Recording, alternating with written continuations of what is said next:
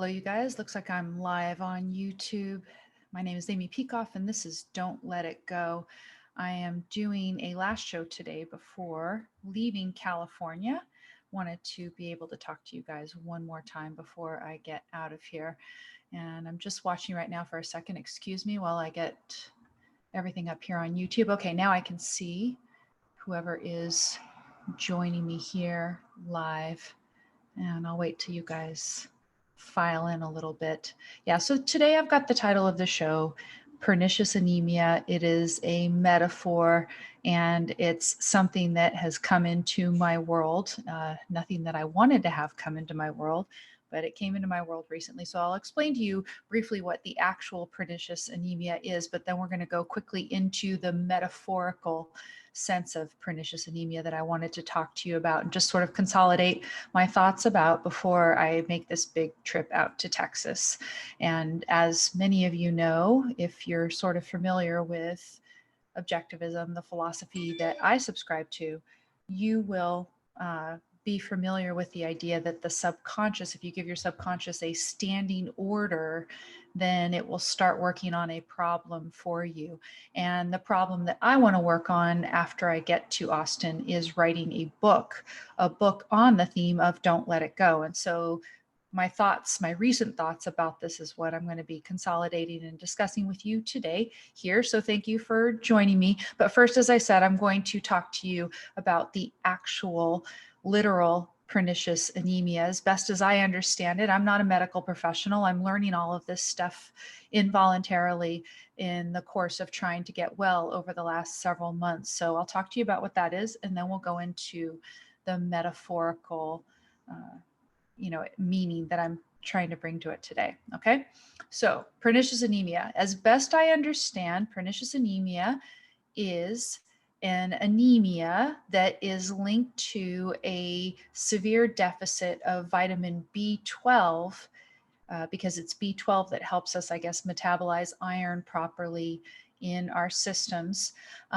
They call it pernicious because it's something that goes undetected for quite a long period of time. And I had that in my own case where I was going from doctor to doctor and I was pointing out various symptoms that I was having that were consistent with a deficit of B12. And I hadn't had blood work for iron, so I don't know what my iron looked like during that time. I can infer that I was somewhat anemic during this time that I was going from doctor to doctor and having other symptoms of low B12. But in any event, they think that this is caused by autoimmunity. And autoimmunity is something that, as far as I can tell, is about as well understood as COVID right now, as I'm rolling my eyes. But there's a number of conditions, for example, that they didn't used to think were due to autoimmunity. One of them, for example, that I read about recently is endometriosis, a condition in women. They think, well, they didn't used to think it was autoimmunity. Now it is. Maybe everything is autoimmunity. Who knows?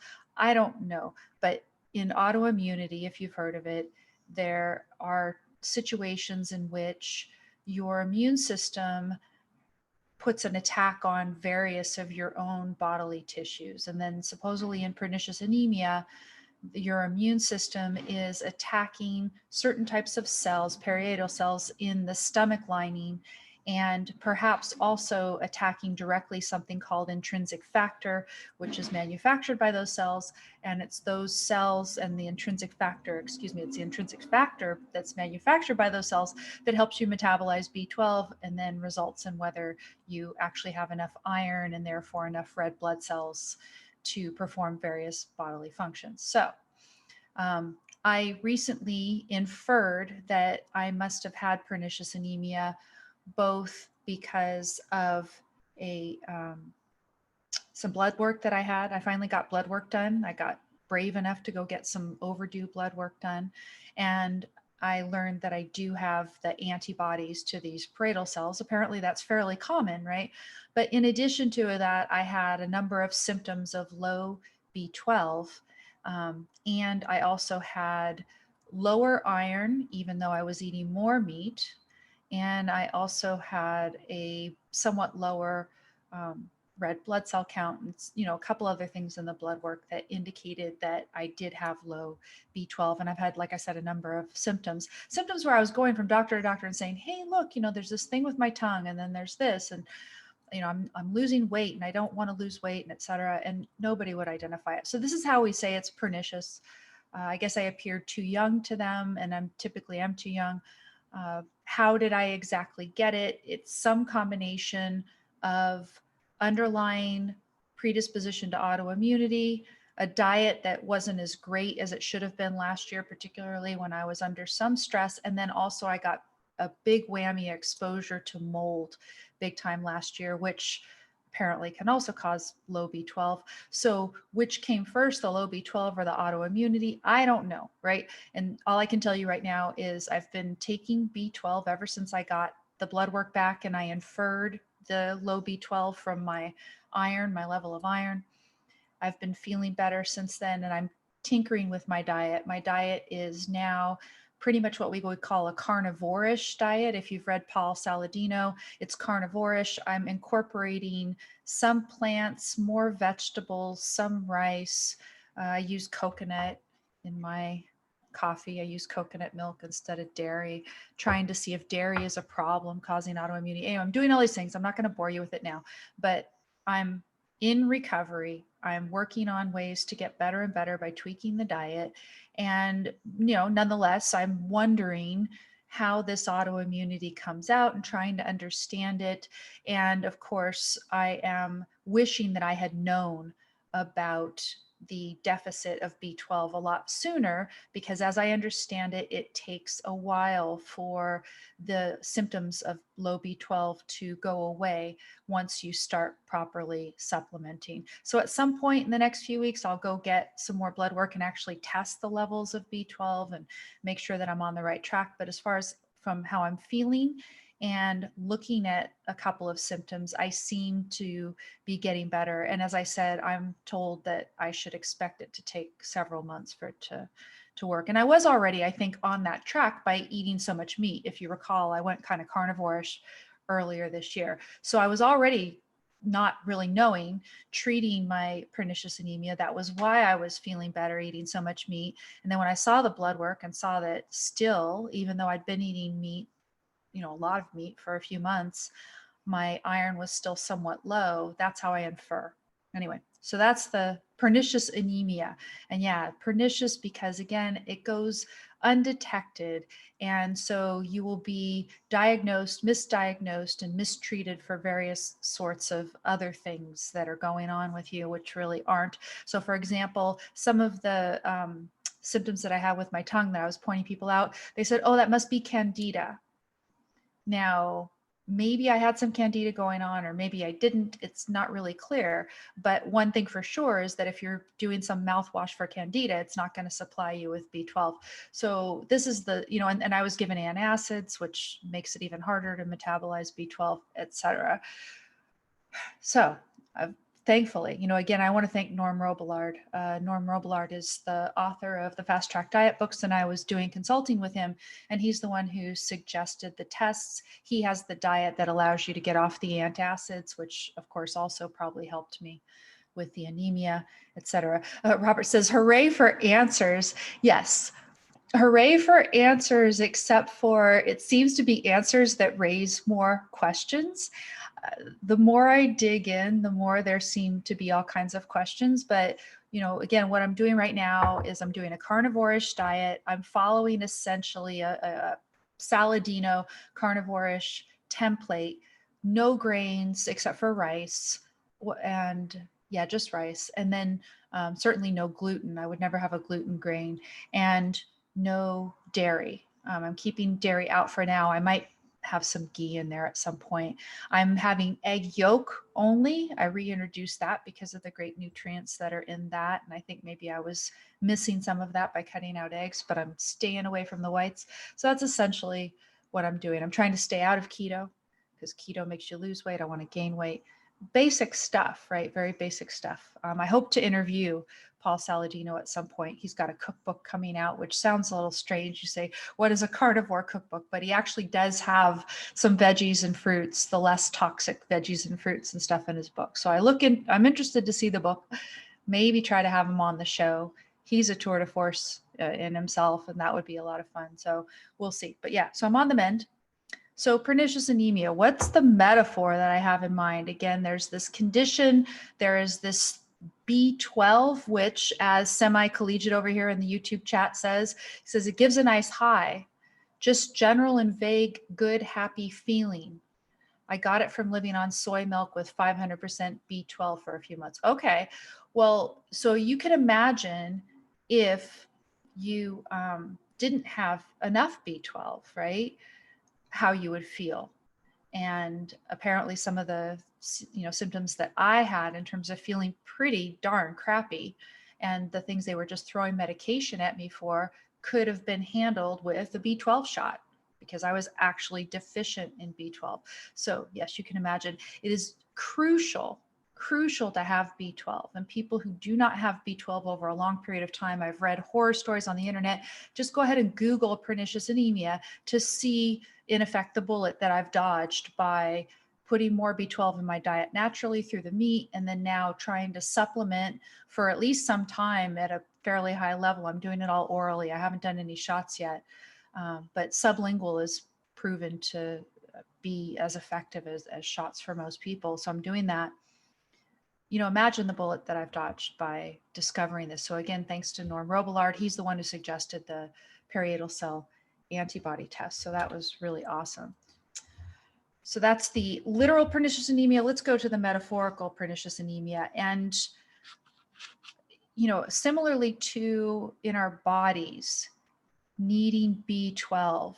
Oh, we've got one more tangent. Let's do one more tangent because this is fun. SemiCollegiate over in the chat on YouTube says, alcoholics used to get big B vitamin shots, niacin and B12 mostly. So I remember because I went to Vegas in November and I went to see Lady Gaga, and I was walking, around Vegas with my partner, and we saw they had a place where you could get B12 shots. You could get shots of B12 right in the casino, in the hotel.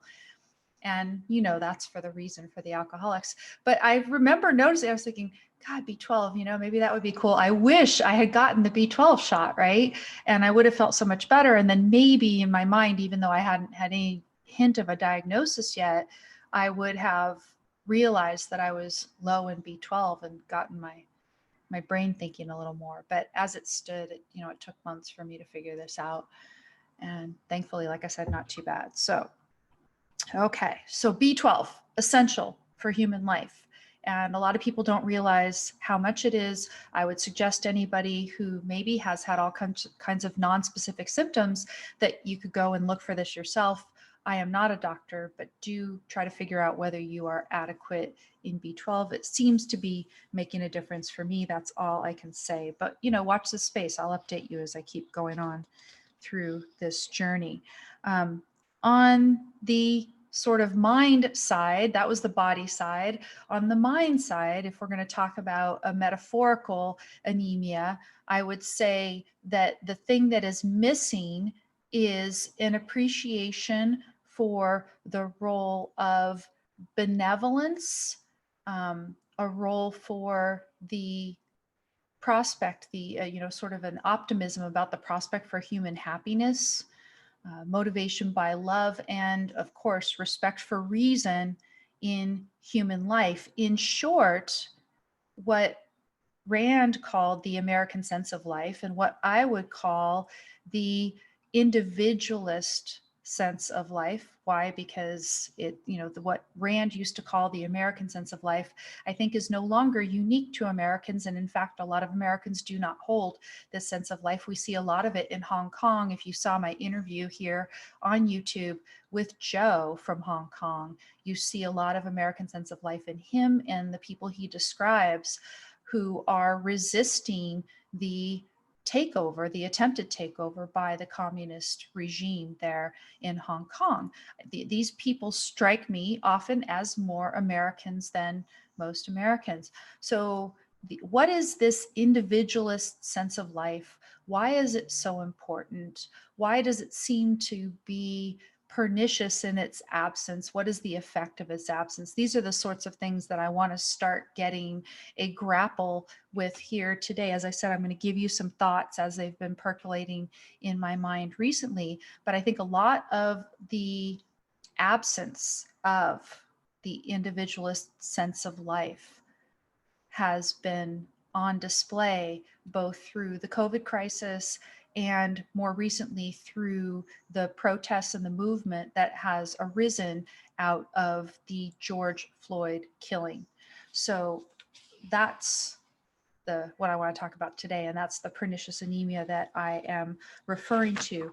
We are short as a country, I think, on the elements of the individualist sense of life. And I'm going to go through some of those elements and we can talk about those.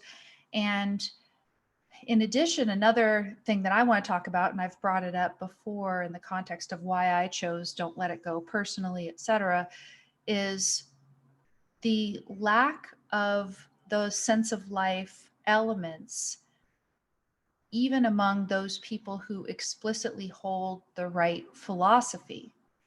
And so we'll talk a little bit about how I think that I and others who believe as I do, we can sometimes undermine ourselves, undermine our effectiveness, undermine the joy that we can achieve in life, right?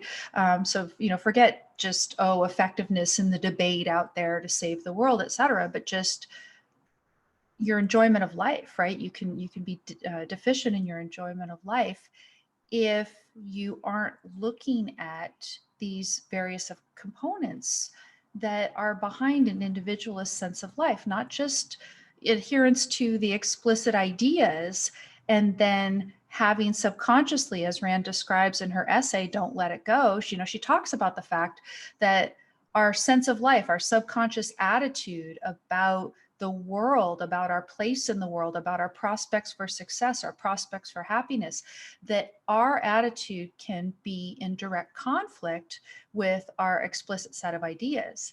And she talks about in the essay in 1971, she says, well, Americans have had this attitude traditionally, this confidence about success and happiness, that they're individualists, that they are independent, that they aren't subservient, that they don't feel fundamental guilt. So many great things have been true about Americans in the past. And she says the problem is they need to bring the explicit philosophy along with them. And if we don't have the explicit philosophy to back up this subconscious attitude that we face the world with, that we're going to be in trouble, much as a person who is deficient in B12 is going to be deficient in all sorts of bodily functions and the ability to enjoy life energetically, right? She says the ideas, the conscious ideas, consciously held ideas are crucial. And that is true. But at the same time, what I've witnessed in myself, and I think other people as well, again, there's a little bit of projection going on or maybe psychologizing, but what I think is true in a lot of people is you can have a lot of the correct explicit ideas, and yet you don't have, at least not consistently, the subconscious attitude that is necessary to have a successful and happy life. Sometimes maybe your life is spent promoting those ideas, but maybe it's not. Maybe it's spent doing all sorts of other things. But so I think it's good to look at it from both ways, right? One is, do we have the right explicit ideas? And the other is, do we have all of the elements of this subconscious attitude towards the world? Because one does not mean that you're automatically going to get the other. We have free will. We have backgrounds that we grew up with. We have a subconscious absorption of elements of the culture around us that are difficult to resist. So there's all sorts of things that we need to attend to there. So that's what I want to look at. Okay. Now, when Rand is talking about what a culture consists of. She talks about ideas being dominant, the dominance of certain ideas. And what all of us who are in favor of freedom and individualism and reason would like to do is we would like to make the ideas that are a prerequisite for freedom and individualism, we would like to make those dominant in the culture. But what does she say? She says dominance is not a mathematical proposition. It's not that you have to have a majority of the people hold all of the ideas that are necessary. She says instead you can have a substantial minority who, through a combination of persistence and truth, are going to achieve, in effect, dominance for the ideas. You need to have a broad swath of the population at least accept in essential terms a number of the key ideas in order for freedom to survive and thrive. And, you know, again, as we go through the different elements, we'll talk about how prevalent is it in the culture, and also how prevalent is it among the people who are trying to further explicitly the ideas, the philosophy that's necessary to uphold freedom. In the essay, Philosophy Who Needs It, she talks about people having this conflict between conscious convictions and subconscious values. So, you know, you could have, for instance, a conscious conviction of socialism and Bernie Sanders, but you could have a number of subconscious values. And I think, you know, Dave Rubin said that he was observing this among a number of his liberal friends in Los Angeles recently, that consciously they've always said that they were liberals, and then all of the lockdowns and the way that the mayor has been behaving during this time has gotten them thinking, okay, you know, there's certain constraints on their individual freedoms that they think aren't right. Just subconsciously, they don't accept it. And so that this will cause them to rethink what their conscious convictions are. And this is the sort of thing that Rand has said has saved us from dictatorship over the course of several decades, is that even if we have conscious ideas in the general direction that was going in the direction of statism, nonetheless, there's always been this kind of knee-jerk independence, you know, the ability to resist authority, to defy authority. She talks about, for example, when prohibition was an amendment to the Constitution, some people started drinking simply because, right? I remember I used to talk about with James Valiant, we would say, well, if they're going to go ahead and prohibit flag burning, we might have to burn a flag just because we know it's wrong for them to, you know, I would never burn a flag. Why would I want to burn a flag of the United States? But at the moment that it becomes prohibited, then you think, okay, maybe we need to do this. You're not going to do that with everything, right? But you're going to do that with certain things. Are you going to become a total alcoholic? No, but you're going to have a token drink because it's prohibited. Some people who oppose the lockdowns, they would say, hey, you know, I'm going to make this token trip to the beach, practicing proper social distancing, et cetera. You're not going to be irrational about it, but you're going to do some sort of defiance. So we have seen some elements of that, and that's very healthy. And it is good because, again, even if people don't have the right conscious ideas, if they have these subconscious attitudes about their place in the world and the types of freedoms that they should have, and they act accordingly, then that will help them resist tyranny and dictatorship and keep an element of freedom a lot longer, so that, yes, between persistence and the truth, the right ideas can win out and we can preserve freedom over the longer term. You know, again, it can go on for only so long. The conflict between conscious convictions and subconscious values, though, as I said, can go both ways. So, for example, sometimes you'll see a lot of people who are trying to resist some of the worst elements of statism and yet are being irrational about it, or they are not, for example, displaying some of the proper benevolence They're not being magnanimous. Try to say that 12 times fast. One thing that Rand cites, and that actually I'm going to do a little bit more research into, because again, each time I read this essay, Don't Let It Go, more things jump out at me. And she cites in Aristotle a description of something called the magnanimous man. And I would say that especially during these times, the COVID times, the George Floyd protest times. Oh, now I'm messed up. Is it Floyd or Lloyd? And I'm just gonna have to do that because I don't want to disrespect this man. And now, tell me Floyd or Lloyd, please, because I don't want to disrespect him. George. Yeah, Floyd. I'm sorry. Why am I doing that? So I do not need to do that. Yeah, George Floyd. We need to be magnanimous about the people with whom we have disagreements on these issues, because what is the goal? The goal is to try to figure out the actual problem that resulted in this horrible atrocity, right? Which is this callous treatment of this person and, in effect, murder of him.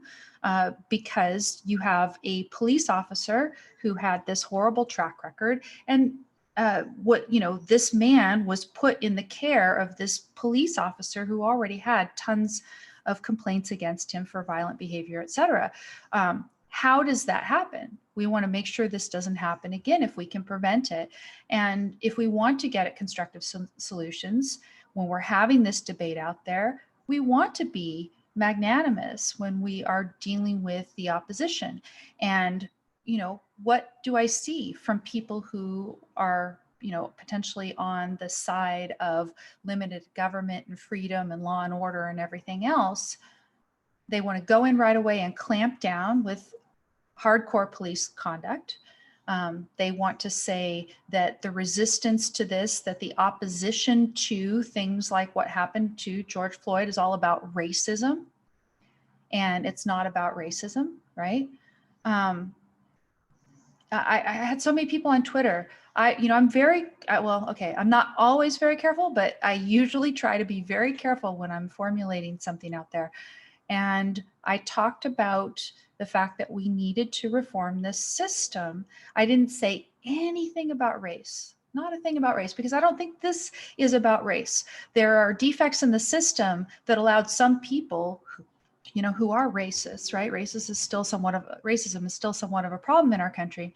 But let's correct defects in the system that would allow an irrational, violent racist to thrive in that police system, to continue to have a job even. Let's solve the problem.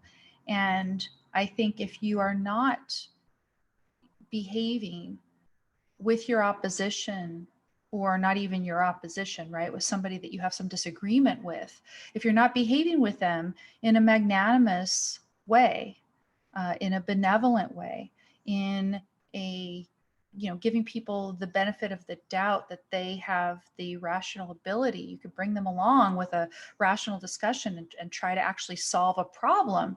If you're not there, then you're going to undermine your efforts. And I've seen from people of all, I would say ideological viewpoints, philosophical viewpoints. I prefer to use philosophy versus ideology, because ideology, for some reason, people think that ideology is something that you adhere to dogmatically, etc., whereas a philosophy would be more consciously chosen. But people with all philosophical viewpoints during both the COVID crisis and the Floyd crisis have been really angry with those people with whom they disagree. And, for example, when we've had all this stuff in the recent days about the World Health Organization, and they say, well, the asymptomatic spread of COVID or coronavirus is rare, then, and this is one comment by one person from the WHO off the cuff, then everybody clombs onto this and says, all of the lockdowns were unjustified and everything else. And you just immediately go to that place and get very angry. And, maybe first we should say that either there was ignorance, there was justifiable ignorance, there was justifiable caution, and so that people wanted to try to do the thing to be safe. Maybe after a while we can figure out, how much of it is really somebody trying to take control in an authoritarian, draconian way in order to further a progressive agenda. But, are we going to suspect everybody of that sort of motivation at the very first? Maybe not, right? So, to sit there and say, okay, well, we got this new piece of information over here today, and therefore that means that all the people who were talking about lockdowns and social distancing and everything, they were just these draconian, authoritarian, freedom-hating people. Not necessarily, okay? Not necessarily. And moreover, when we talk about some of the elements of the American sense of life in the essay, you could give those people a little bit of understanding, knowing that they have grown up under progressive education, that they're having certain knee-jerk reactions to this danger being thrown at them, and maybe there's some incompetence going on, etc. And just maybe not jump to the kind of seeing the worst in the opposite side, because again, and this is something that Rand talks about explicitly in here, she contrasts Sartre. Sartre is talking about an American that he had a conversation with, and I'm skipping around a little bit. Let me, Sartre. So Sartre said he had a conversation with an American, and the American's view was that all problems could be solved if men could just get together and be rational, that this was traditionally an American attitude. And I would say now it's an individualist attitude. It's attitude of someone who's independent, who's benevolent, who has respect for human beings and human reason and the ability of human beings to thrive and exist, coexist peacefully in this world. This is an attitude that I think is worth cultivating in ourselves. And, Sartre says, the American thought that all problems could be solved if men could just get together and be rational. And he says, I, by contrast, believe in the existence of evil. The existence of evil. And then Rand goes on to say, well, that's a euphemism, because really, you do need to believe in the existence of evil, but what Sartre believed in was the power of evil. The power, the efficacy of evil. And whereas the traditional American, the individualist, is rational and benevolent, and also individualist, does not believe in the power of evil. Now, in addition, she says, unfortunately, we don't understand its nature. We don't understand why it's powerless. So what is evil? The evil is mindless, in her words, fear-ridden and envy-eaten. Who have we seen stoking fear? Who have we seen exhorting people to uphold certain opinions without anything to justify that? Who is it who seems envy-eaten or so concerned about the opinion of others about himself and things like that? You know who I'm talking about. But, again, it's this belief in the existence of evil, I think, and the belief in the potence of evil, the power of evil, that can sometimes get to the best of us. Sometimes the best of us will immediately shoot for, some sort of conspiracy theory explanation of the latest bit of news that's out there. And I don't think that is, a healthy thing, to get very fearful about the latest bit of news that's out there. It's understandable. It's certainly understandable. But again, if you think about that traditional American attitude, you're confronted with a problem. You don't freak out right away. What you do is you try to understand the problem and you try to solve it. And that is, I think, really the thing that we should try to keep our eye on. Keep your eye on the prize, right? Keep your eye on trying to work with others in order to solve the problems that confront us in the most constructive way. And it doesn't mean that you have to compromise your principles. but it might mean that you have to at least embody an attitude of magnanimity, where you are polite, where you try to actually understand the concerns of the people with whom you disagree, or people you might characterize as your opponents. Maybe it's not helpful to characterize everybody as your opponent, right? Let's say we have disagreements with these people about how to best solve this problem, this challenge for human life, and see what sort of constructive discussions we can have in order to solve these problems.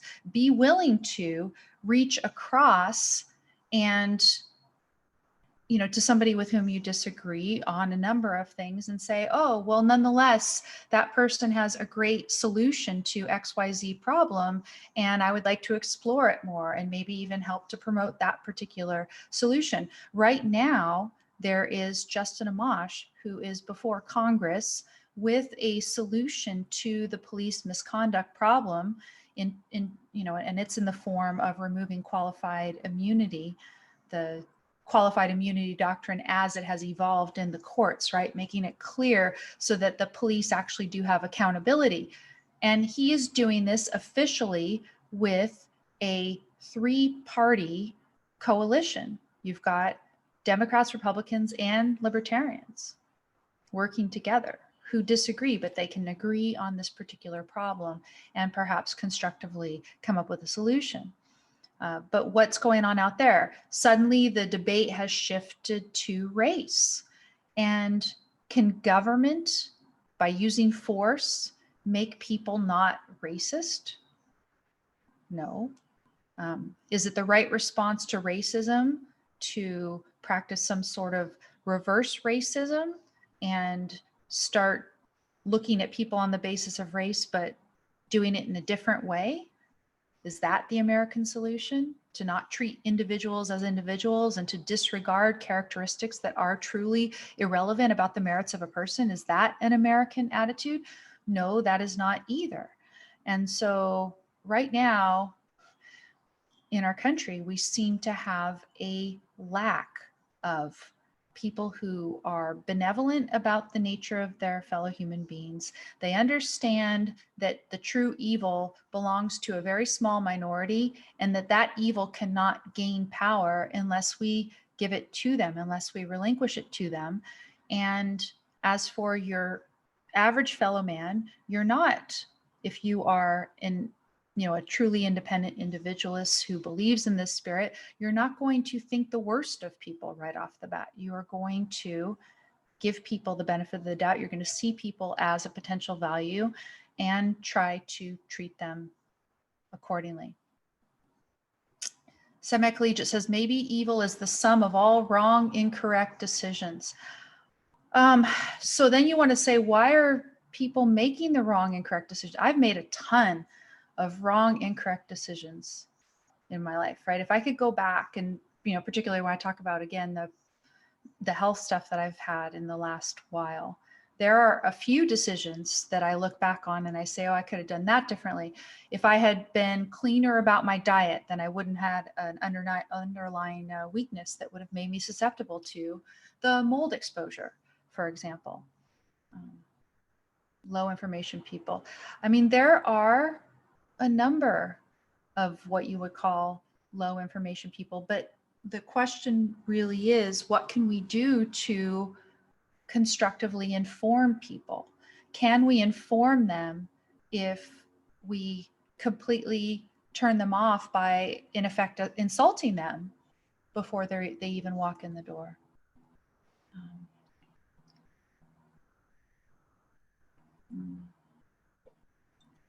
SemiCollegiate says government addiction is similar to nicotine addiction.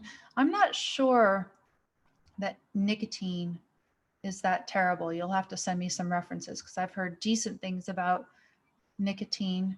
I had actually thought about it, but I don't know. Nicotine, I'm not sure what its relationship is to COVID, et cetera, but I know it's a good neurotropic. So I'm not sure that it does that. Maybe evil is like a thermodynamic balancing effect, prevents big, fast changes. You are mixing up a number of things there, I think, SemiCollegiate. I don't think that evil is going to prevent big, fast changes. Sometimes true evil can achieve very fast changes through something horrible like an atrocity, right? We are perhaps witnessing some big, fast changes out there right now, in part because of some evil people who are in power right now. And then we have to see what it's going to be. Are big, fast changes always good? You know, again, I've got metaphors and analogies into the diet world. I was listening to Paul Saladino, and Paul Saladino talks about different changes that you can make quickly versus not quickly. And you can change your metabolism.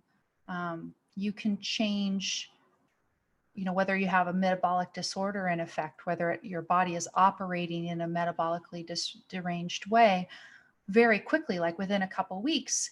Even if, for example, if you are overweight, it's going to take a long time to properly lose that weight. That should not be the goal. So some changes can be done very quickly, relatively speaking.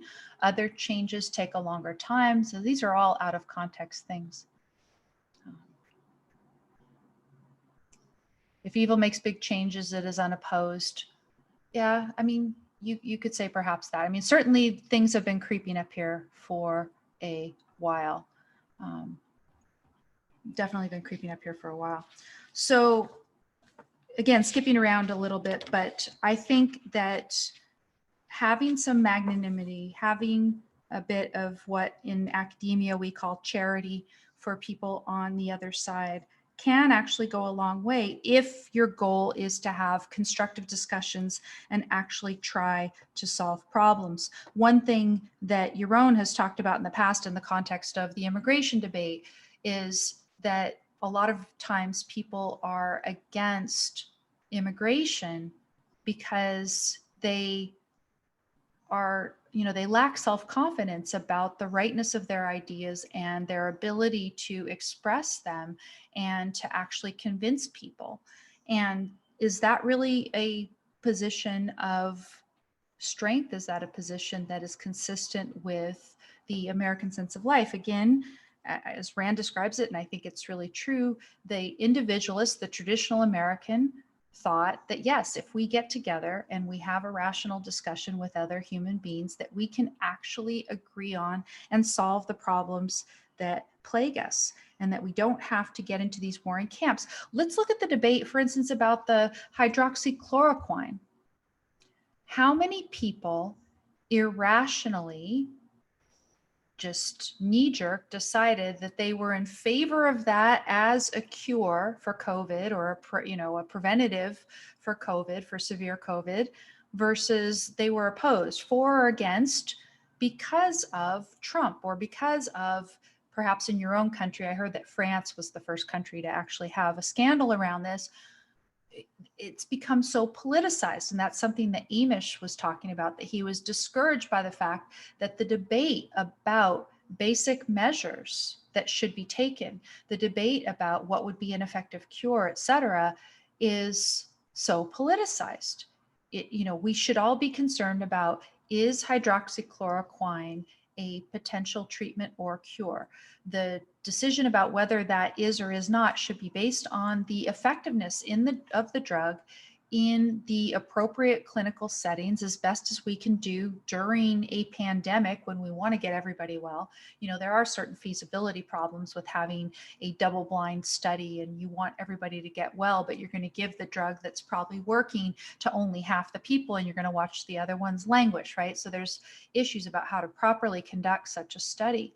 But we should be doing that versus talking about, okay, well, big pharma as it's called, I'll call them big pharma insofar as they are lobbying in order to get the FDA or anybody else to shed doubt on hydroxychloroquine. Why? Because it's prevalently available and it's cheap and everything else, and you want your preferred antiviral to be able to take hold in the market or something. That's ridiculous. It should be about the science. Similarly, if Trump first of all, should he be shooting his mouth off and, saying, oh, it's great, when he doesn't really know that it's great? Okay, that's wrong too. But at the same time, simply because he says it doesn't mean it should be dismissed out of hand either. And I've seen people on both sides of this. And now we are seeing quite a bit of solid evidence that hydroxychloroquine, at least in combination with zinc, can do quite a bit of good, especially if it's administered early enough. We need to be rational. We need to try to solve the problems. And I just have not seen this. Daniel over here in the chat is saying, an active-minded thinker considers the speaker. I think a big problem today is that most people consider only the speaker and not what is said. Yes. Yes.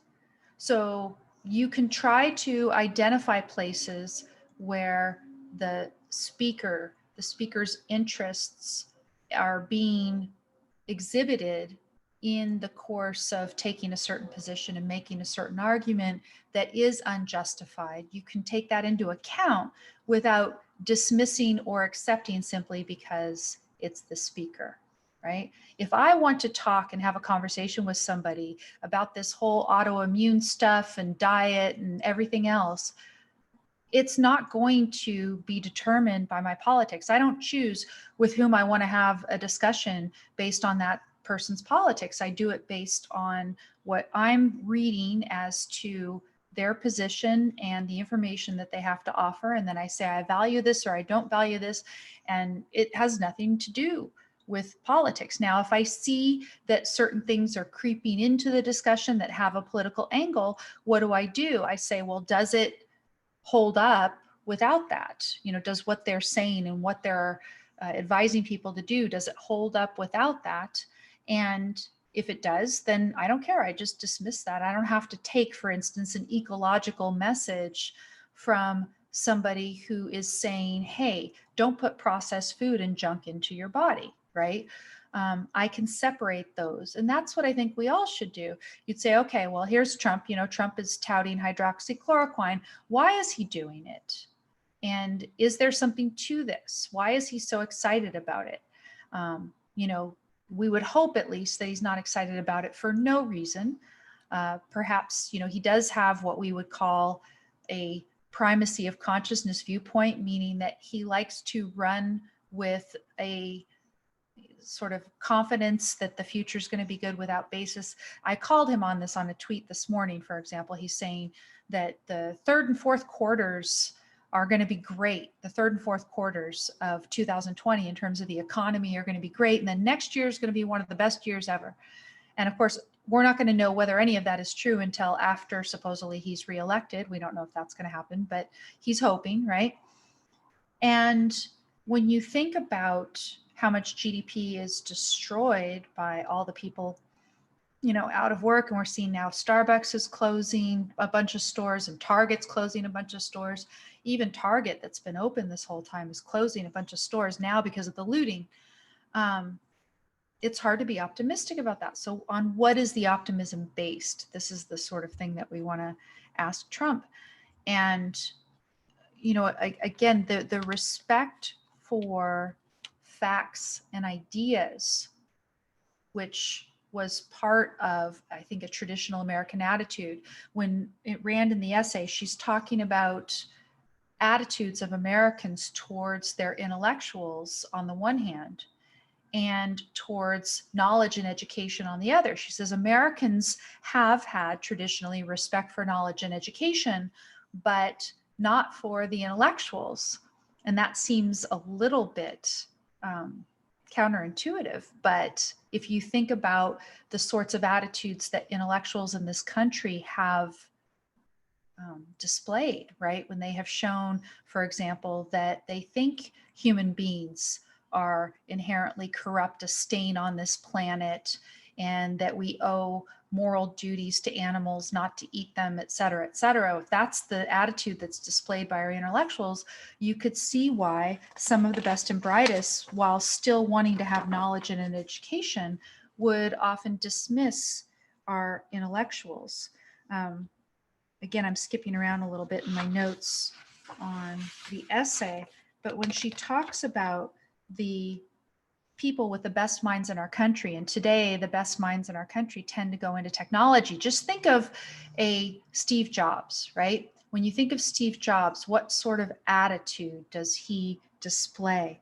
He displays someone who is, and this is a phrase out of the essay, Don't Let It Go Again, joyously active. Does he not? A joyously active man. And he used to talk about when he was thinking about what the next product would be for Apple. He wasn't going out there taking opinion polls. He and the best people he could find would sit there and think about what are the products that they would want, that they think would add to their lives, that would bring enjoyment, and let's create those products and put them out there. Very self-confident, very much, embodying a happy, benevolent attitude, an attitude that they can solve problems, that they can bring value to the world, as Rand says, joyously active. So we need to have, as Americans, yes, the scorning of all intellectuals that would condemn man to a life of feeling guilty, of just accepting their place in the collective, et cetera, all the things that an individualist, a traditional American would rally against. Yes, do that. But at the same time, you can't dismiss the need to actually have solid knowledge and an argument behind what you're saying. You can't expect people to take you on faith. As I said, Trump this morning, he's saying, just watch and believe me. My opinion is that things are going to be great. We don't know what his opinion is based on. What could it possibly be based on when everything is in such turmoil? One thing that he cites in the tweet is that there's going to be a vaccine soon. From everything I've heard from the experts, if there is a vaccine soon, it's something that's going to be rushed through and not have its safety demonstrated. So I don't see the reason for that. And yet he just wants people to believe him. He thinks that that's going to, somehow save everything. And sometimes the stock market, at least for a short time, seems to comply. And it seems to be driven by just people's attitudes, whether those attitudes have any basis in reality or not. Yeah, Daniel says vaccines take 18 months. Somehow he wants to convince people that a safe vaccine is right around the corner due to his intervention in some way so that he can use it as a way to get reelected. That's the way that I see it. Now, you can tell me, am I being not charitable to Donald Trump in a certain way? For him, I think that he is actually a product of this. Of this lack of the true American spirit. The true American spirit does respect knowledge, does respect education. The true American is not going to throw out philosophy entirely and just have sort of mindless chance. Law and Order, right? We had that show. I had the show with Yaron recently called Law and Order. And one of the points that I was trying to make is that when Trump says law and order, what he means by law is force, again, government using its legalized monopoly on the use of force that is going to achieve order according to his wishes. He doesn't mean a law that is based on reason or justice. I don't see Trump coming out there as part of this coalition, this tripartisan coalition that Justin Amash has out there. Instead, he just wants, the people in Seattle and everything else to just take control. Now, on the other hand, of course, insofar as there are communist anarchists in Seattle, bringing damage, then they are at the other side of unreason. You've got two flavors of unreason, basically, that we're being told that we should choose between. Law and order, where law and order really does just mean force, use of stronger force or adequate force just to achieve order.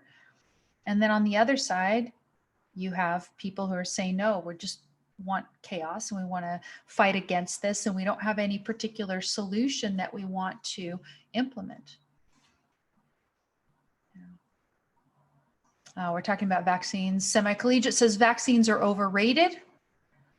The improvement of health in general might be the majority of the vaccine's success.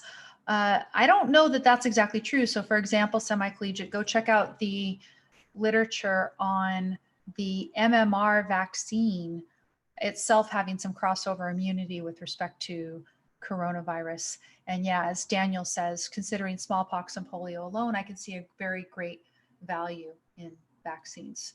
Me as well. Now, those are two different views, right? One is, oh, well, all vaccines are overrated. And then the other is that there is a very great value in vaccines. Now, let's kind of tease out a third position. Third position is that some vaccines provide a tremendous value. Other vaccines are more of a cost-benefit analysis that you have to weigh. So for example, there is a very small risk of having a reaction to a flu shot. Most people don't, but a very small portion of people have a reaction to the flu shot. The flu shot each year is their best attempt to predict what the flu strain is going to look like. And so it's not always effective against the flu that you're going to encounter that year. So I could see people making the judgment call. But yeah, and do all vaccines work 100%? Most might not. Even if most vaccines don't work 100%, even if most vaccines work 50 to 75% and they give you a less severe case of whatever it is, right? Then you have achieved a value. But we need to debate these things rationally. And again, I mean, for instance, I had a doctor, again, one of this long string of doctors that I saw last year. He was immobilized because of a flu shot. He was immobilized because of a flu shot. He had tremendous side effects. And so he actually uses a cane when he's walking around from room to room. Nonetheless, he still recommends flu shots to his patients. Why? Because he sees overall the benefit and that overall the risk is low. It is relatively rare. For me, myself, when I talk about whether I'm going to get a flu shot in any given year, I think about it with respect to how effective the flu shot supposedly is this year, as they're predicting. You know, I try to see if I can get the ear of someone like Amash for a second. You know, how good do you think it is this year? If you can get some sort of a prediction from somebody knowledgeable about how good it is. And then I think about, you know, what's the risk? Do I think I'm going to be exposed to the flu this year? Am I worried about getting sick? Do I think I'm strong enough to take a flu shot? All of those things. Last year, it was a big deal for me because I was feeling really sick. So,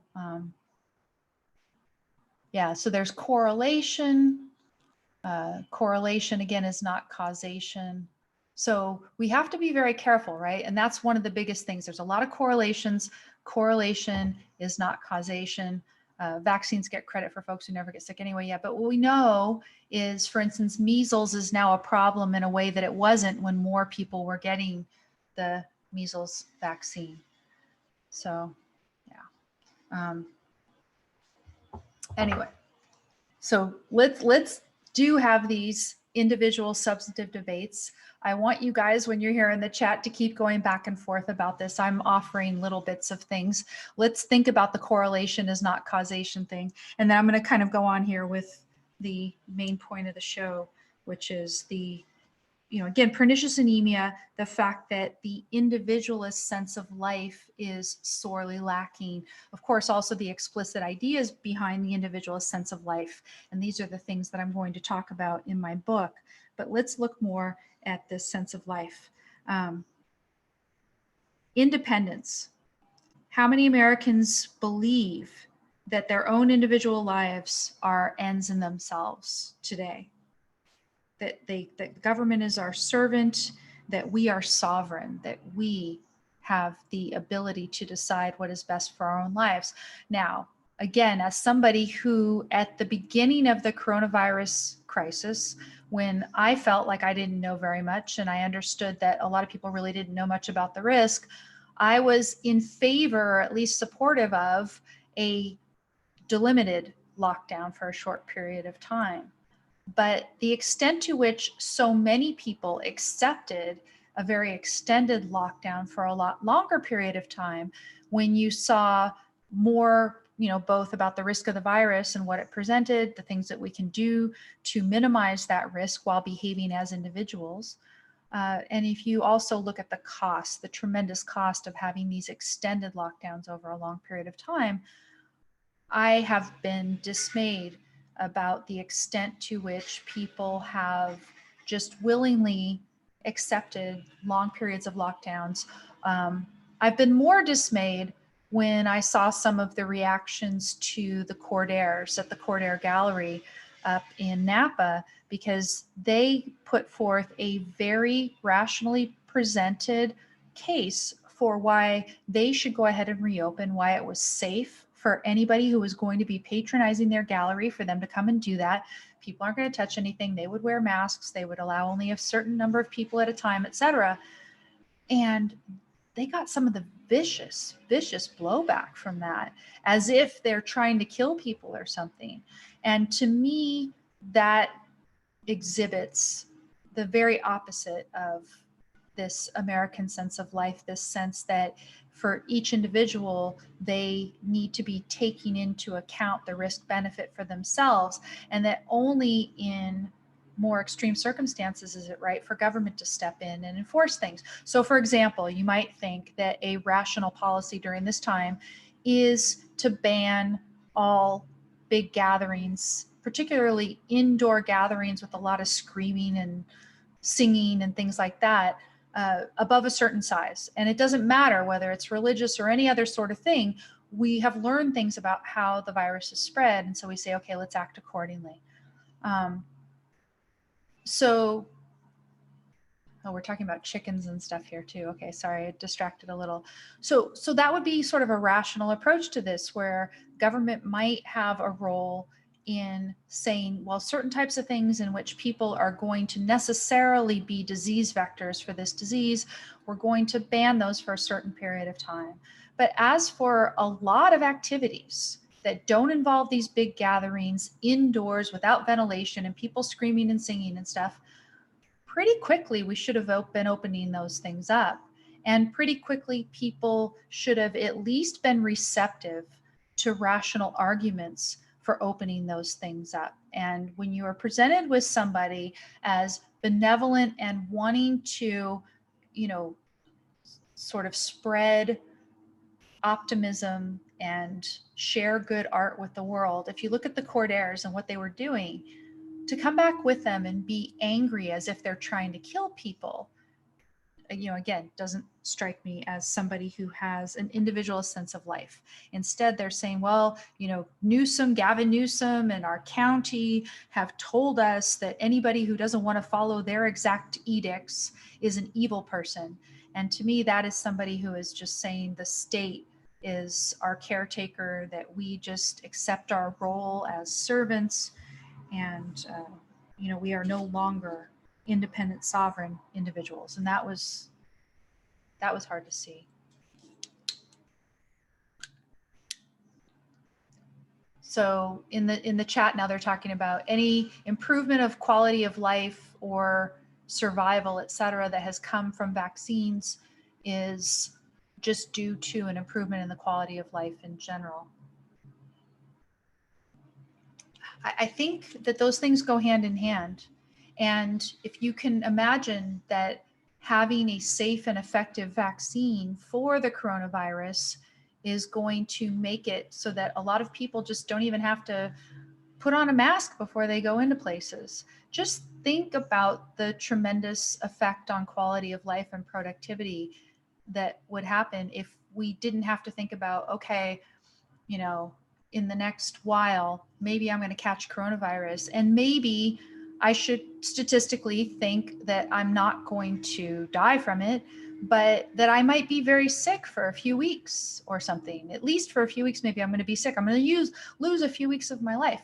Imagine if people could have a safe and effective vaccine and not lose a few weeks of their life to this virus, which can do a lot of damage. Somebody had to have a double lung transplant because of this virus. Imagine if that could have been prevented. Vaccines can be safe and effective, and they can be safe and effective against really pernicious illnesses.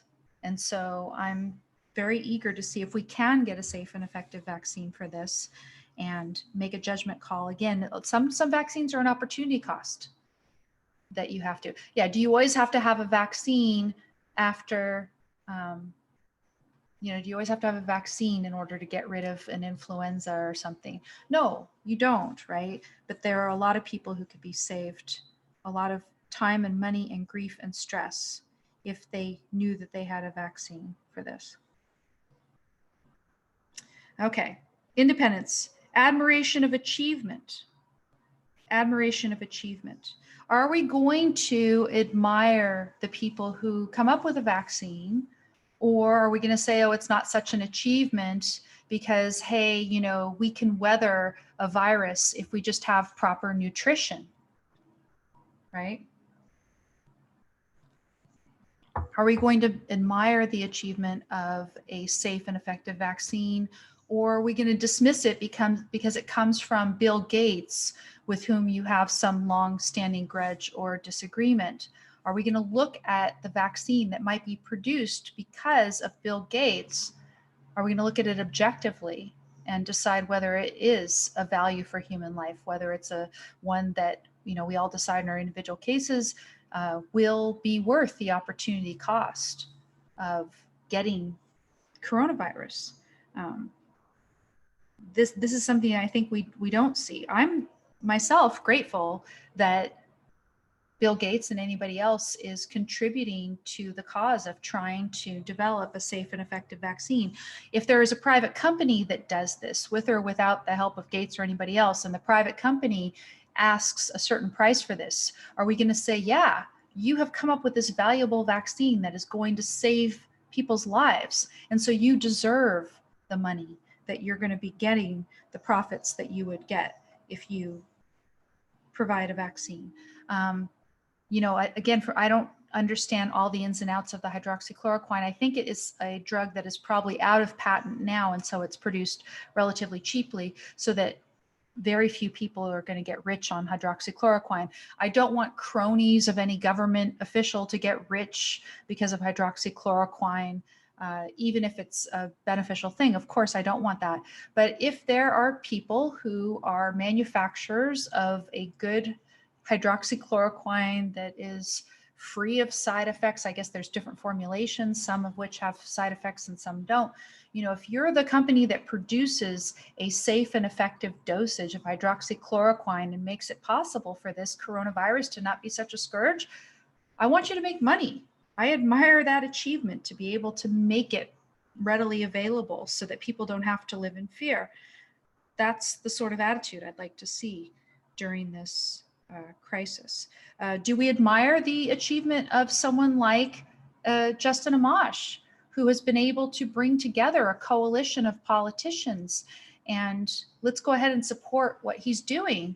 Or do you say, oh, well, it's not exactly my solution, and so I don't think, or I don't exactly agree with Amash on everything, and after all, he left the Republican Party. So no, let's admire a solution to a problem for what it is, and say that the people deserve a reward for coming up with a solution to these problems. Individual initiative is a characteristic that Americans traditionally had, and that any individualist who believes in the prospect for success and happiness for human beings on this planet, you're going to feel like you should take the initiative in order to make those things happen.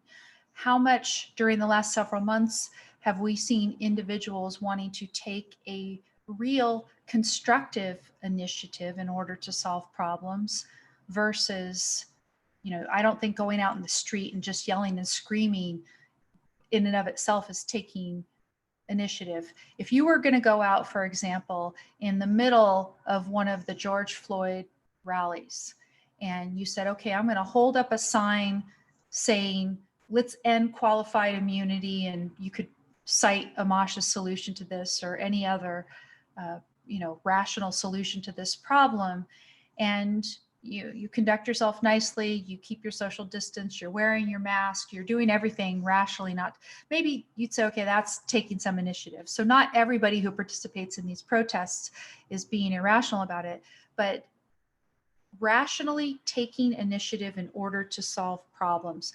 We have seen a number of companies. Remember, I interviewed those two doctors.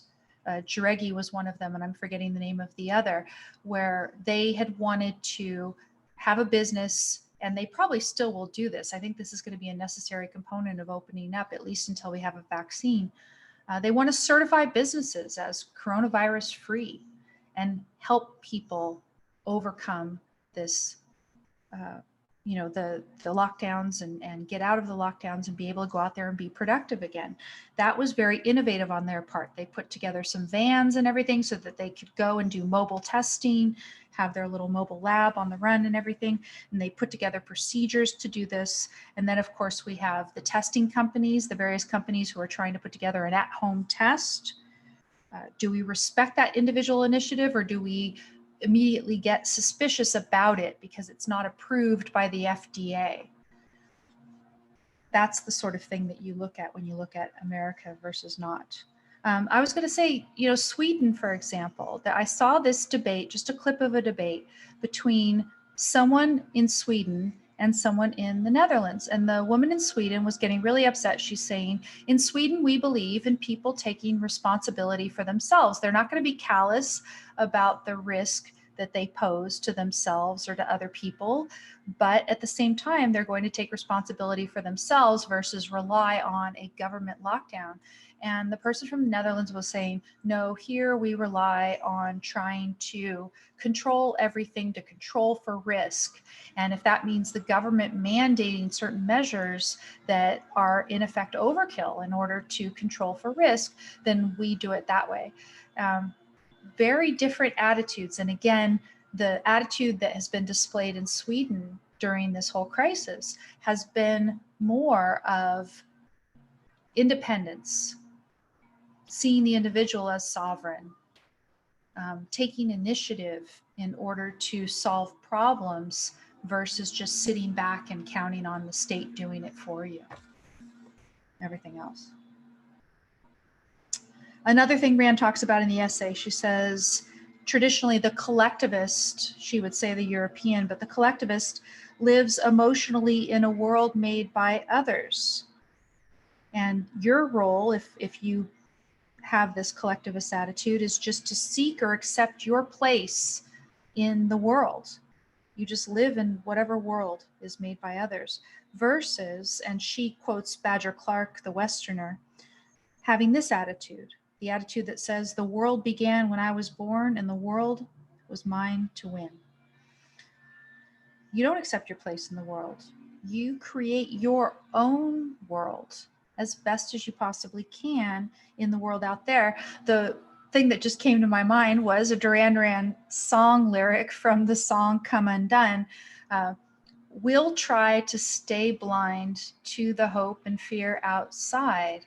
And fear, of course, has been a huge component that's out there in the media every day right now. Even though coronavirus, I think the fear of coronavirus generally has been waning a bit. We've, of course, got people stoking the fear about the riots that are as a result of the Floyd. And there are some places where things do need to get handled in a more constructive way. Otherwise, it's going in a bad direction. But again, we don't need the media stoking all of this fear. In terms of hope, I'll have to have that for another discussion. But my grandmother had the great saying, hope is just a little bit better than despair. And then she'd also say, and again, she was part of Science of Mind, which is a little bit of power of positive thinking. She'd say, we don't hope, we know, we don't try, we do. And these are always, again, in my mind.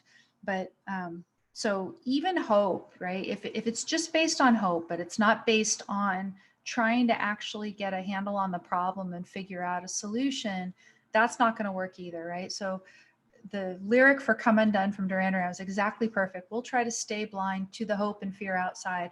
You create for yourself the world, the world that you want to live in as best you can, emotionally and in terms of curating your work and your space and everything else. Where do you want to live? That's something I'm about to do myself. And people are talking about all sorts of things in the chat over here. Okay. But yeah, so do you live in the world made by yourself or by others? And right now, as I said, I think too much people are expressing a little bit too much resignation. And when someone like the Cordaires dares to stand up for themselves, you have too many people being angry. Who are you to stand up for yourself and say that we want to spread the joy of this art around the world? Who are you to do that?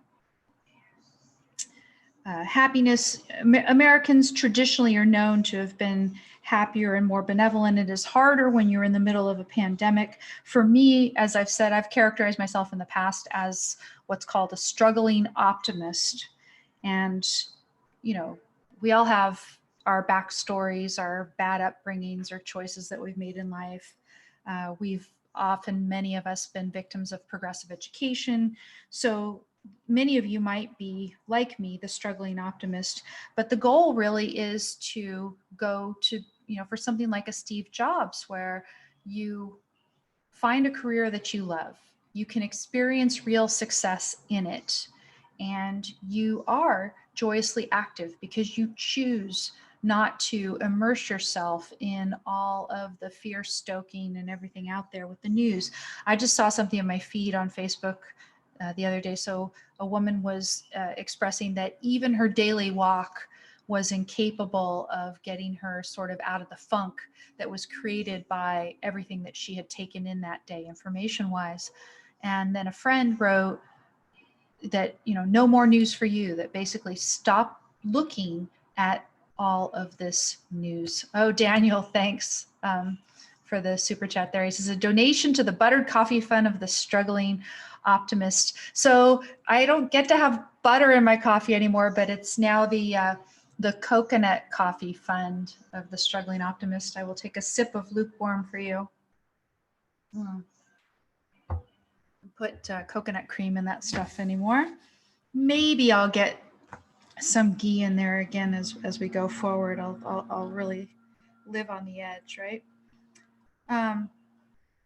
But yeah, go for that joyous activity. I mean, this is what I'm striving for. I'm going to go out to Texas, and then I'm going to write up this book where I'm going to talk to you about these various aspects of the sense of life, and not only try to uphold examples who I find inspiring with respect to each of these aspects, but try to talk about, as best as I could figure out, probably with help from experts in psychology, some advice for trying to cultivate this in any of us who are struggling like myself, and might even talk about abstractly some of my own struggles with some of these things. We'll see how it all goes, but I am looking forward to digging myself in. And just like Jobs, right? Jobs says we made these products that we think people would want. I'm going to write a book that I would have wanted about this material. There's a reason that Don't Let It Go appealed to me all these years ago. And again, I think it's along the theme of this show, the pernicious anemia, that you could have explicitly the right ideas and not be embodying the sense of life that is the natural outflow from those ideas. And it would be just as serious a problem as if you had the sense of life, maybe even a more serious problem. I'm starting to think in certain ways. You have that sense of life and you have some conscious ideas that conflict with it. Because then what do you have? I mean, you have a Dave Rubin who left the left. Why? Because his conscious convictions were, I think, at odds with his sense of life. And I think he still has some problems because he's got sense of life and conscious conviction conflicts. And I hope to be able to have more of a dialogue with him and work out some of those too. But I think we all are there where we have certain conflicts.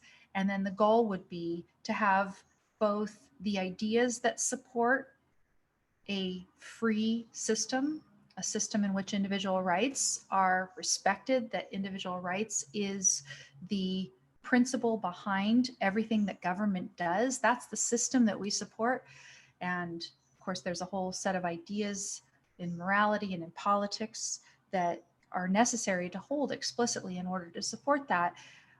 But we also want to have the subconscious attitudes and convictions that are necessary to support that as well. We don't want to be fighting ourselves in this. And that's really my message here today, that either way you could be suffering from a pernicious anemia. So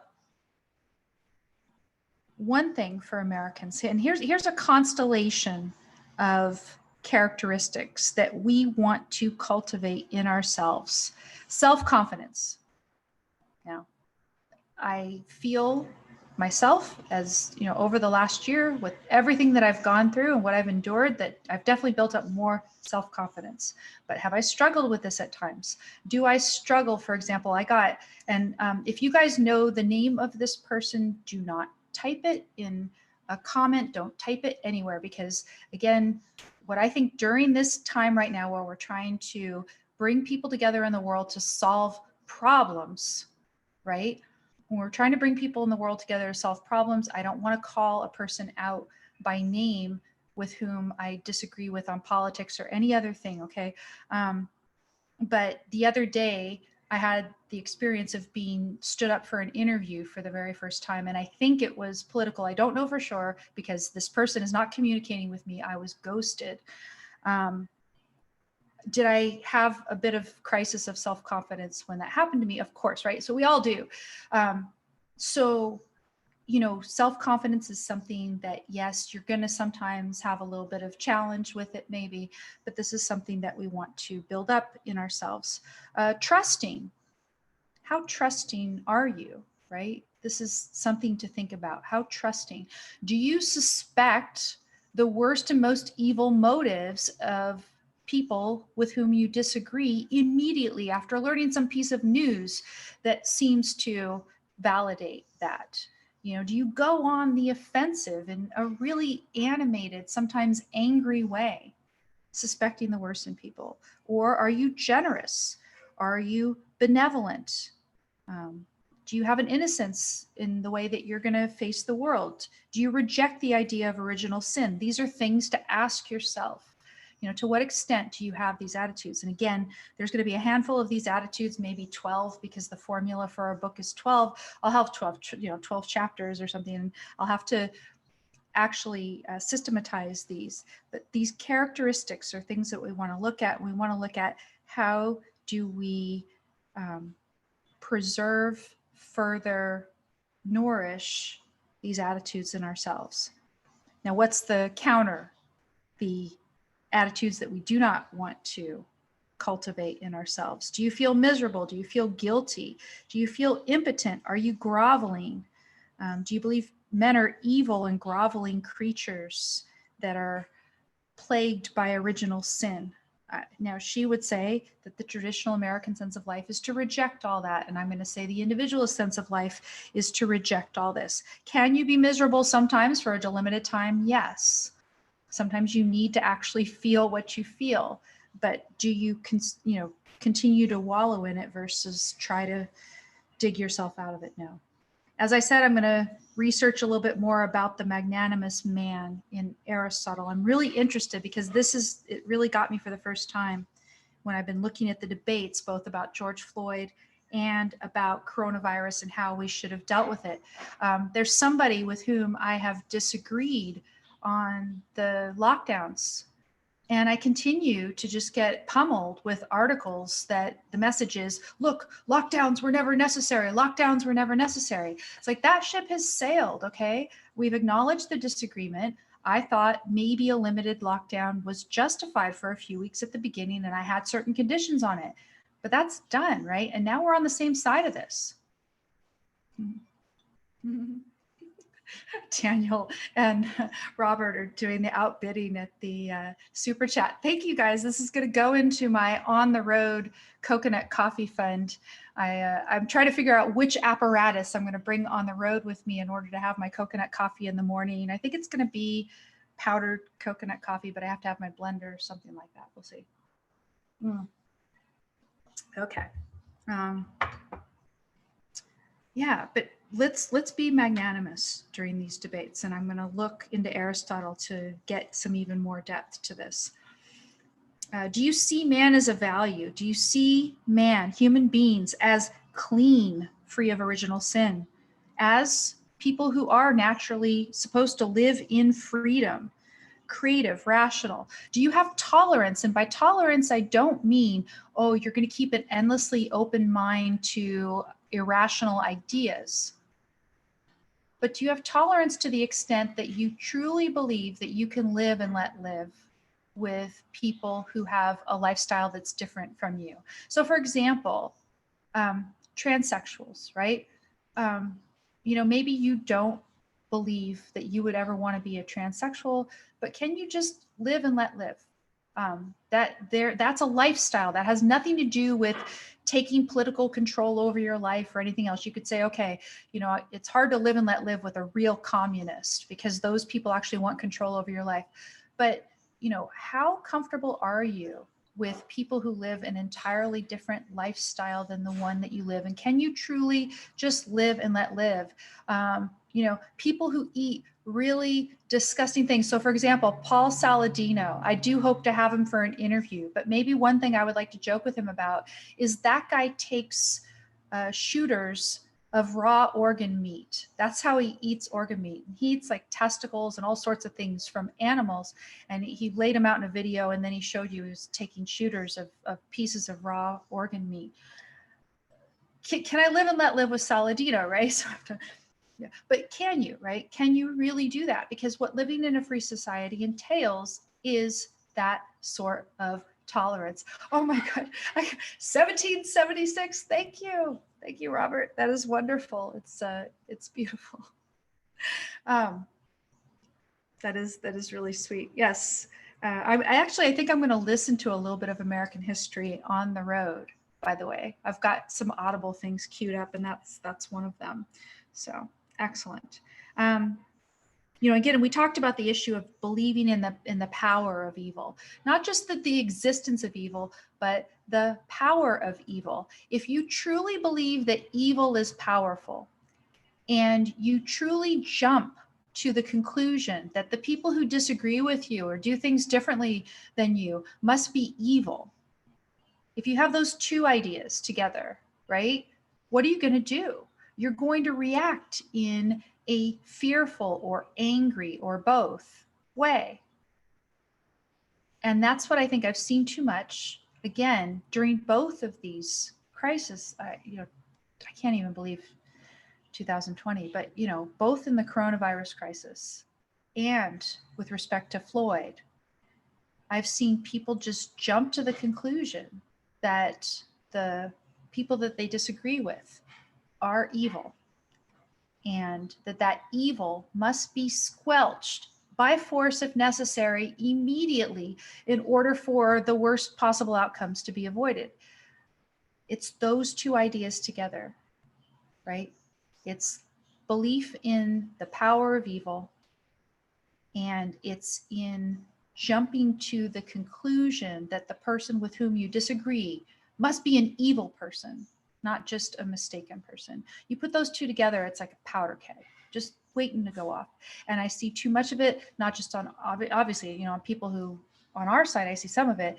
We see, of course, a lot of it on the so-called left and the so-called right, having their battles with each other, demanding that everybody take sides. Often they'll come to someone like me and say, well, if you don't agree with me, then you must be on the side of those evil leftists who are going to destroy us unless we clamp them down with law and order.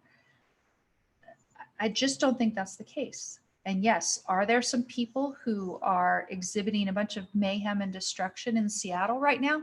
Yes, there are. But What is the answer? Oh, Daniel with his 1984.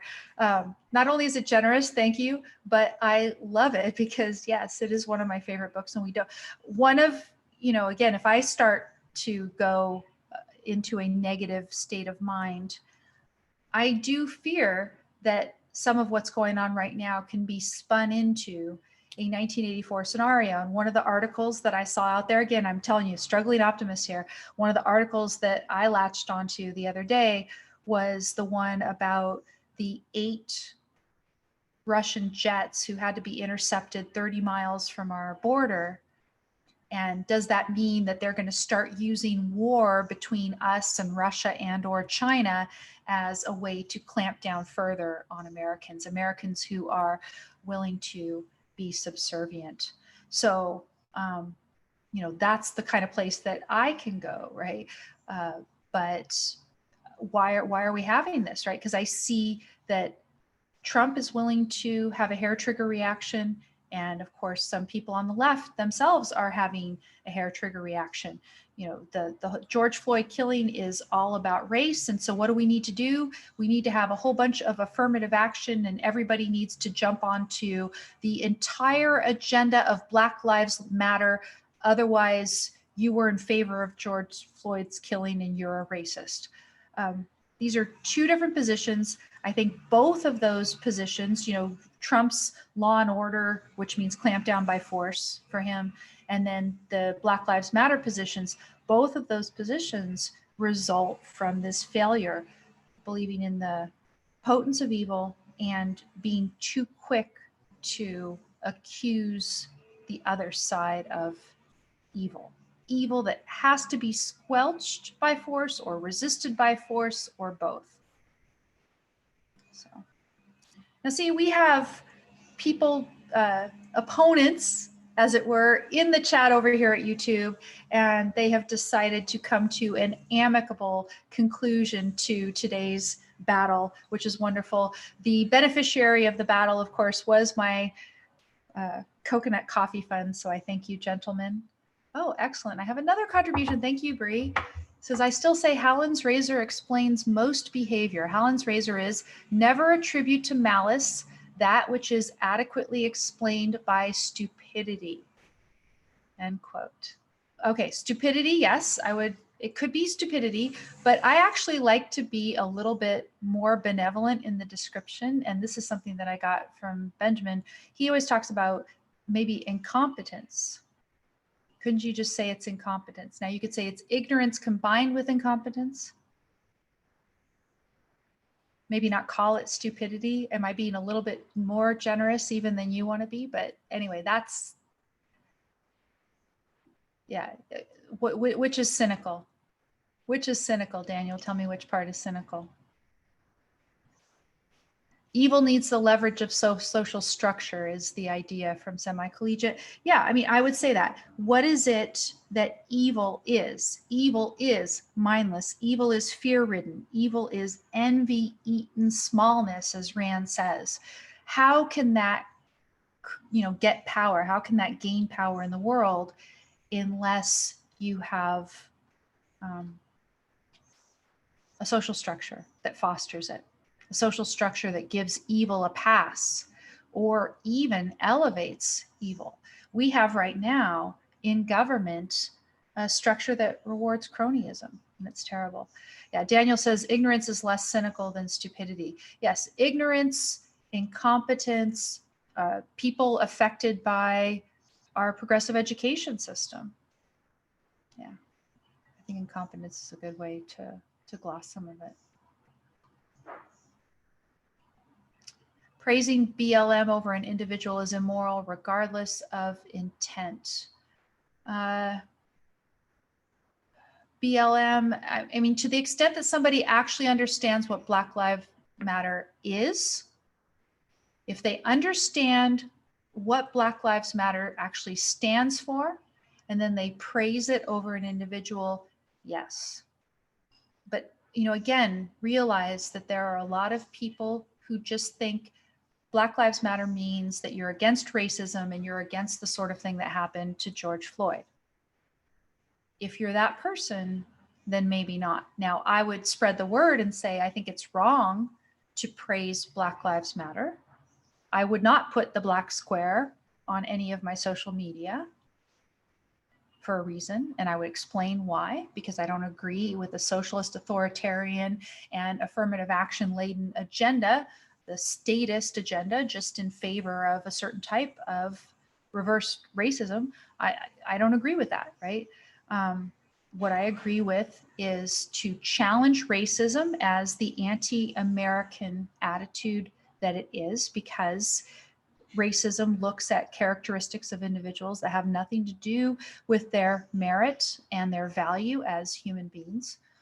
So racism is anti-American, but at the same time, we also need to reject any anti-American solution to racism. What we need to embrace is we need to embrace real changes that will not allow racist scumbag police officers to thrive in the existing system. That's what we need to do.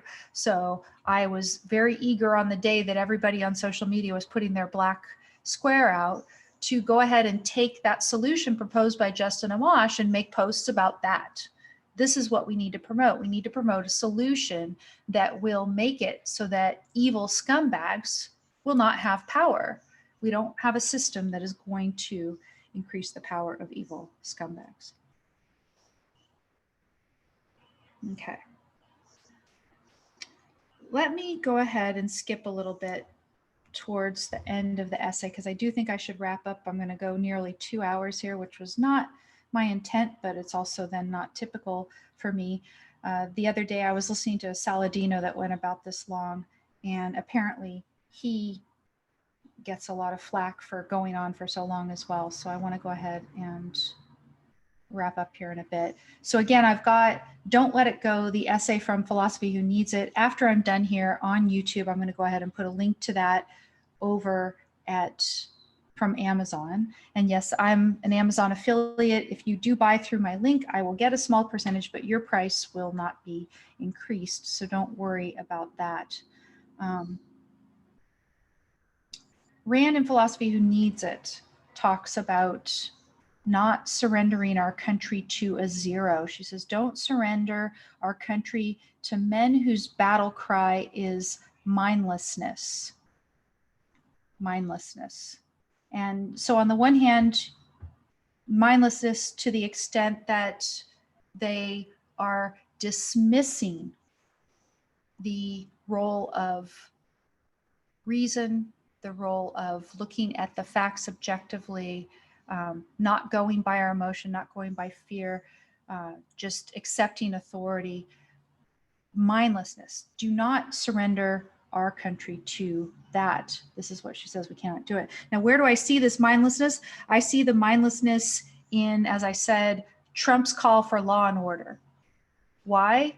Because the law for him, when he's talking about law and order in this context, he's not talking about a carefully crafted law in order to achieve a moral order for human beings. What he's talking about is an application of brute force in order to quiet everything down for the moment, achieve his ends, maybe further economic productivity as much as he sees it. He just wants the stock market to go back up again so he can get reelected. He does not mean by law and law and order the thing that is the creature of a human mind, which again is a carefully crafted set of rules and principles that are going to achieve a harmonious coexistence for productive human beings. That is not what he has in mind by law and order. Again, he wants them to just come in and clamp down peace at whatever cost. On the other hand, we see irrationality, as I said, in some of the protests, insofar as you have Antifa or Black Lives Matter coming in and saying, we just want to destroy for the sake of destruction anybody who is looting and burning and destroying. Again, mindlessness. Why don't we have people protesting peacefully, getting behind carefully crafted solutions to the problem to make sure, again, that evil does not obtain a foothold in our social structures? Get the foothold that evil has in our police system, our system of law enforcement, get it out. How do we do that? From what I understand from the experts, the way to do that is to eliminate qualified immunity as it is currently understood. And that is what Justin Amash has been able to do with the coalition. Let's do that. Finally, in terms of mindlessness, fear. It's hard during this time when there are some real risks out there and the media is bombarding us with all these things that you're supposed to be afraid of. As soon as the World Health Organization says, hey, asymptomatic spread is maybe not as big a deal as we once thought, then you got Fauci coming back and saying, no, this is my worst nightmare. It's hard sometimes not to react in fear, but I urge you, like I'm trying to do myself, to, when there is something that you're afraid of, or that you don't understand how to get through, try not to be afraid or emotional about it. If you can, at least take a pause and try to understand it. Try to look at it as a problem to solve. And I think that will make things go a long way. Again, don't mindlessly immediately jump to the conclusion that anybody that disagrees with you must be evil, and that moreover, evil has potency to the point that you have to immediately squelch it, either by committing some logical fallacy and berating the person into submission, which doesn't exactly require a use of force, but is just as irrelevant logically and not at all effective. Don't berate the person. Don't feel like, if you're a Trump or anybody else or Antifa or Black Lives Matter, that you have to go out and achieve your end by physical force. Unless we're giving up, right? Unless we've said, okay, we're ready for civil war and all the chaos that's going to ensue. Let's take a step back, look at it as a problem, and come to it with the confidence that Rand talks about in this essay, the confidence that Sartre, in the quotation that she shares, Sartre derided. Sartre rejected what he saw as the American position that as human beings, if there's a problem, we can solve it if we all get together and speak and think rationally. That's the attitude that we need to try to bring to the table as best we can. And that is the attitude that I would like to continue to foster.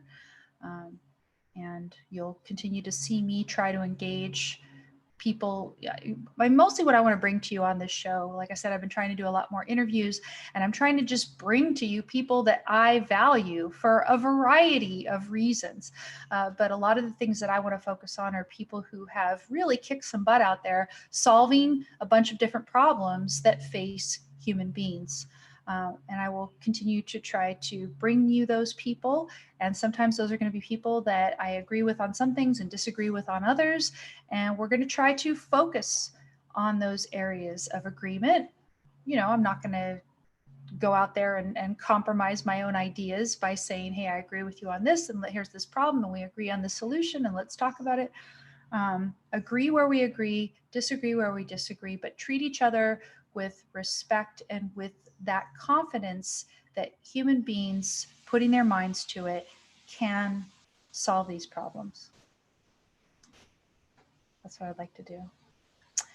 So SemiCollegiate asked the question, is the anemia in the society or in the government? It sounds like the government. I think the anemia is in the society as well. And like I said, I think, again, the actual anemia has been in me to some extent.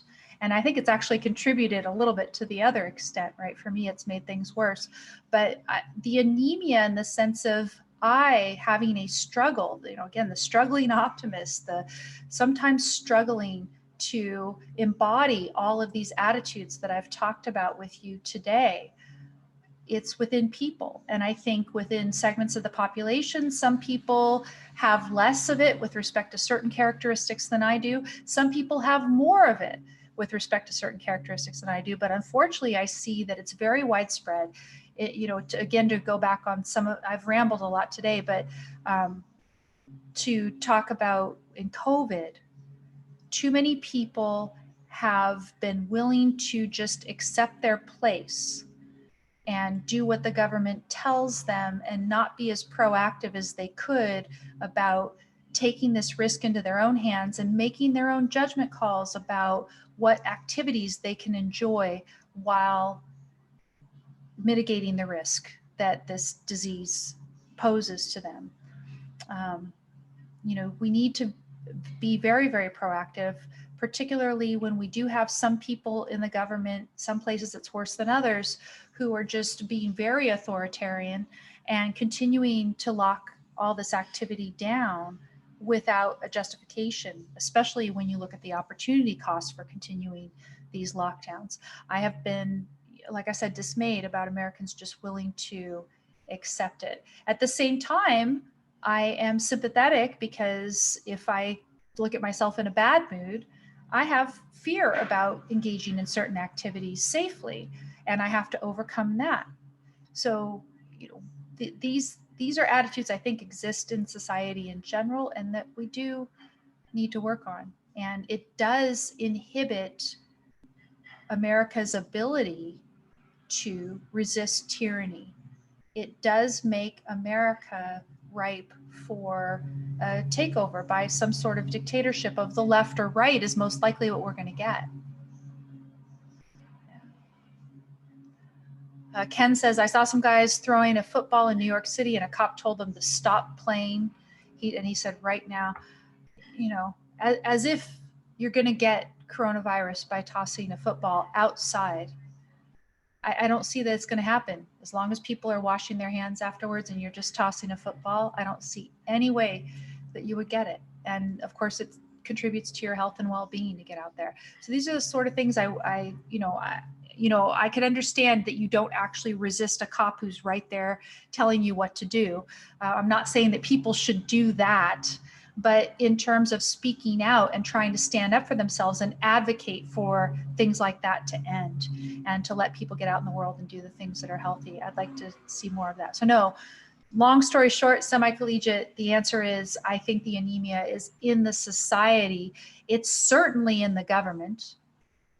It's certainly in the government, but, and it would probably be in the government if it wasn't in society, but it is, unfortunately, I think to a large extent in our society. And I'd like to be part of the, at least one voice out there trying to resist the anemia, trying to say, why don't we once again embrace the ideas behind individualism, the confidence that human beings can solve problems and create a productive and happy life here on Earth, even today when faced with the challenges that we have, even in 2020. We can do this. We can do this. Okay, everybody, I better go.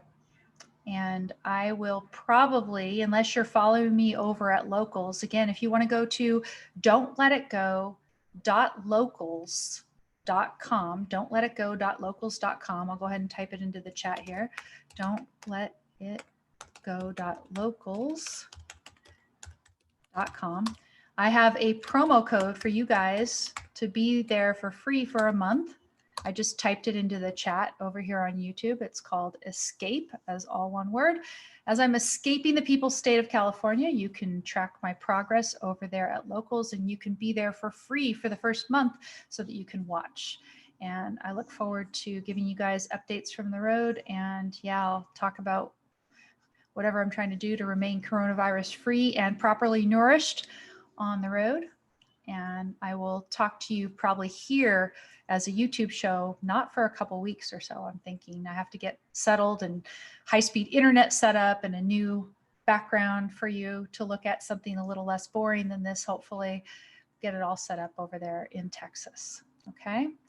Thank you, everybody. Thank you to those of you who donated to my coconut coffee fund. I will be drinking, and a toast to you, maybe out there on some videos I'll share over at Locals. And I'll talk to you soon. Take care, everybody.